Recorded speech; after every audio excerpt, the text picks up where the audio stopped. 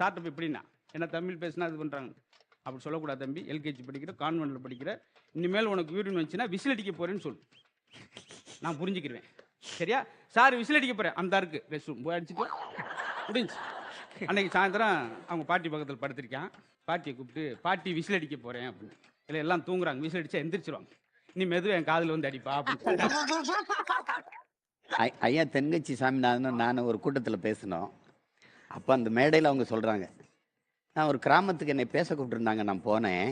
அந்த நிகழ்ச்சி ஏற்பாட்டாளர்கிட்ட கேட்டேன், நான் எவ்வளோ நேரம் பேசலாம் அப்படின்னு.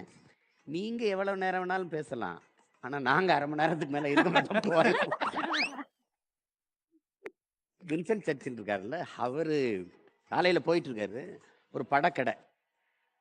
அந்த படக்கடையில் பார்த்தா அவர் படம் மட்டும் மாட்டிருக்குது. அங்கே போய் அந்த கடைக்காரர்கிட்ட கேட்டு கூப்பிட்டு சொல்கிறாரு, டேய் மற்ற தலைவர்கள் படங்களையும் மாட்டுப்பா அப்படின்னு. எல்லா தலைவர் படமும் தாங்க மாட்டியிருந்தேன், அதெல்லாம் விற்று போச்சுன்னு இருக்கான்.